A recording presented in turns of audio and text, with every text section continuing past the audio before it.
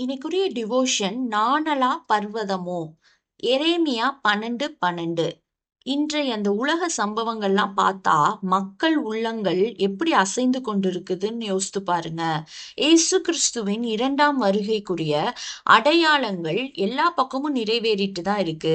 கொலைகளும் கொள்ளைகளும் கொடுமைகளும் உலகத்துல அன்றாட நிகழ்ந்துட்டு இருக்கு. தேசம் அசையும் அப்படிங்கிற வேத வாக்கியத்தின்படி இப்ப நடந்து கொண்டிருக்கிறத நம்ம மனுஷ இருதயங்கள் பார்த்து நடுங்கி கொண்டிருக்கிறது. சகலமும் அசைந்து கொண்டிருக்கும் காலத்துல நம்ம மனநிலைமை எப்படி இருக்குன்னு யோசித்து பார்ப்போம்.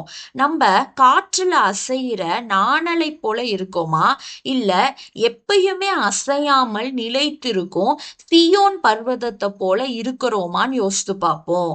காற்றுல அசைகிற நாணல் நெறிந்த நாணல் அப்படின்னு நாணலின் உறுதியற்ற தன்மையை பற்றி சொல்லுவாங்க.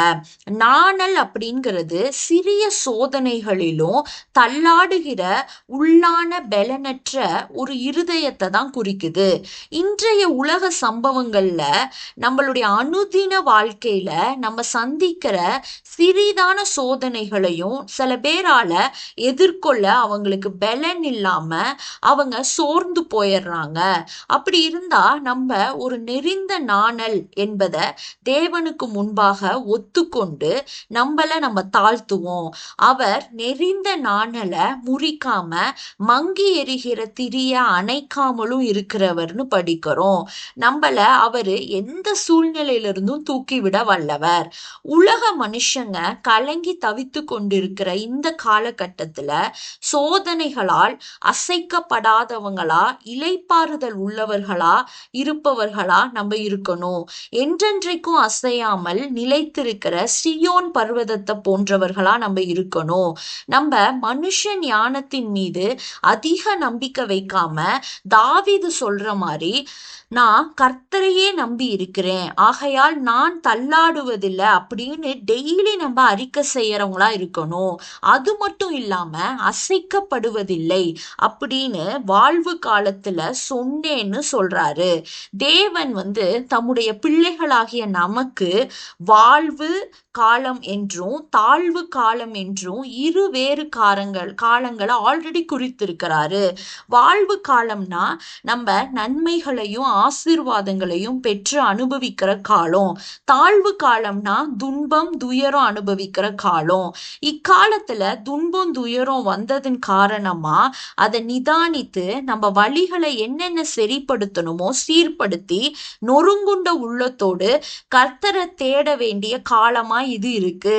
சகலமும் சுமூகமா இருக்கிறப்ப நான் அசைக்கப்படுவதில்லை அப்படின்னு கூறுவது ரொம்ப ஈஸி. ஆனா நெருக்கங்கள் நம்மள சூழ்றப்ப நம்மளால அப்படி சொல்ல முடியுமான்னு யோசித்து பாருங்க. ஜென்ரலா 2 பிரிவினர் இருப்பாங்க இந்த உலகத்துல. சில பேர் அசையக்கூடியவர்கள், சிலர் அசையாதவங்க. சிலர் நீதிமான்கள், சிலர் துன்மார்க்கர். சில பேர் தேவனுக்கு ஊழியம் செய்யறவங்க, சிலர் தேவனுக்கு ஊழியம் செய்யாதவங்க. இப்படின்னு எல்லா விஷயத்திலையுமே இரு பிரிவினர் இருப்பாங்க. தூற்றுக்கூடைய பத்தி நம்ம வாசிக்கிறோம்.